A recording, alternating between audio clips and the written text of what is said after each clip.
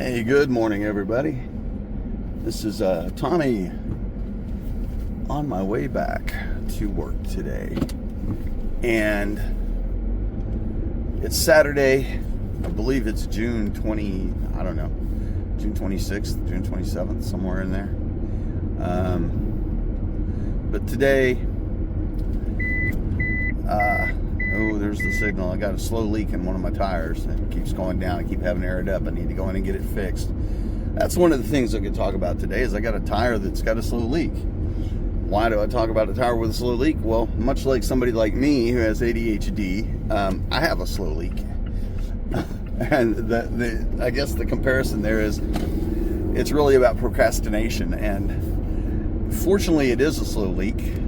So I haven't had to actually get it done. I haven't had to go and have it fixed because I can air it up. I've got a compressor at home. I can air it up once every 4, 5, 6 days and I'm fine. But I really should take it down and get it fixed. It's probably got road hazard. I'm pretty sure all my tires have road hazard on them. So whatever it is, whether it's the stem, if it's stem, it's $4 or something. If it's in the sidewall, that's a problem, obviously. But if it's, if it is a road hazard thing, I could just take it down to the place I bought it and just get it fixed. But I don't do it. I've got tomorrow morning, Monday, I'm off from work, and tomorrow's Sunday, so Sunday, Monday, I'm off from work. I could easily go down there and do it. I just don't do it. And, that's kind of the progression of having ADHD is there's a lot of procrastination because, well, if I have to go do that, well, it takes away from other things I might want to do.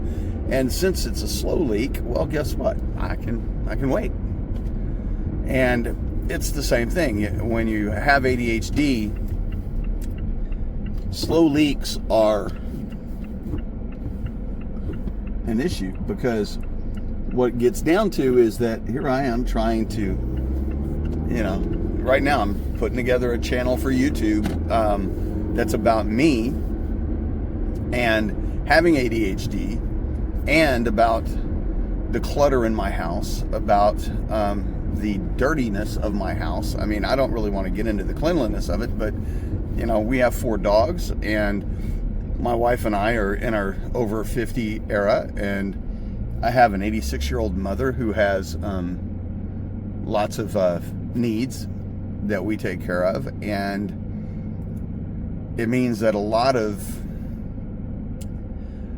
our time and energy goes into just getting up and going to work, coming home, doing our laundry, doing the dishes, making dinner, taking care of our dogs, taking care of my mom, and the house is what suffers. Clutter, along with, the dogs come in and out. Our house is basically falling apart around us, slowly, but it's still, again, it's like a slow leak. And that's, the analogy there is it just hit me this morning talking to you guys. It's the analogy of a slow leak. That's kind of what it is. We're slowly leaking. Our house is leaking away. The cleanliness and clutter in our house is slowly creeping in, getting worse. And versus going away, it's getting more and more. And it's not because we're hoarders. It's not really because we're lazy. We're just tired. But the thing about having ADHD that is connected to it is that if you know somebody with ADHD, if you have ADHD, you know as well as I do that the hardest thing to do is to try harder.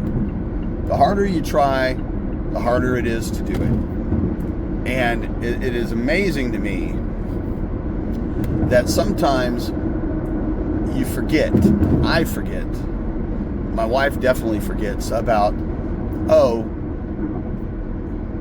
what we forget is that you need to sit back. You need to just let things happen sometimes so that you can react to it and respond accordingly. Proactivity is probably the best thing for ADHD brings. But planning is terrible. So, that's been one of the biggest things is how can I plan to be proactive without planning? And I know in with ADHD, it's really about building habits. How do you build a habit? How do you build a habit to clean, declutter? How do you build a habit that doesn't feel, excuse me, that doesn't feel like a chore, and that doesn't feel like you're going to die? And I think this is really what it comes down to. I feel frequently like I'm going to die because of, and I will say it is hyperbolic. It's completely hyperbolic. I believe it's a straight up function of the amygdala for somebody with ADHD, that perhaps our amygdala is overactive. The release of norepinephrine kicks in, adrenaline kicks in. Now you're in fight or flight mode all the time. And I know I'm in fight or flight mode all the time. And I know it because there was a period of time where I was taking Concerta on 2 different occasions when I had insurance and I could afford it. When I took the Concerta, I could feel when the fight or flight mode went away. I would get up in the morning, I was already in fight or flight mode. I'd take my first pill, 10 minutes later, boom, it goes away, and you can feel it. It's like a veil dropping. My wife was on it too because she has ADHD, and that's exactly how she described it. And it changes the way you perceive the world around you, and not in a high way, not in a altered states way per se, but it makes me feel normal. And without it, even at 60, I don't feel normal. I feel like I'm skitsy. And I didn't know really how that felt until I'd done Concerta. And once I was on Concerta, it's just like, wow. Because on Concerta, I could be way more normal. I didn't have all the skills I needed. Because, when you have ADHD, one of the things it does is it prevents you from learning skills. Life skills and things like that, because we rely on the reward system that our biology has created for us to repeat things. Whenever something's successful and it's in your best interest, you generally get a dopamine reward. You feel good. Oh, it makes you want to repeat, so you repeat the process. And that's something that I don't get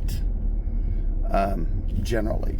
So I can repeat a process over and over, and I still feel like, nope, no, it doesn't matter. Start over, start from scratch. Anyway, I think that's where I'm going to leave you today. I don't know that I actually provided you any information or myself any information. Nothing I didn't already know, really. But if you don't know about ADHD, if you've not looked into it, because, whether you don't have it or whether it's, somebody you know and you just want to know about it, what I've told you, that's my experience. That's some of my wife's experience. That's the information I've learned from my studies and talking to a couple of medical professionals about it. And, go look it up for yourself. You'll find out that, I think what I'm telling you is pretty accurate. I know it's accurate for me. And hopefully we can learn from this something together. Maybe if, you stick with me here and we can go forward. But one way or the other, I got to go to work. So you guys have a great day. Thanks so much for listening, and I'll catch you next time. Bye-bye.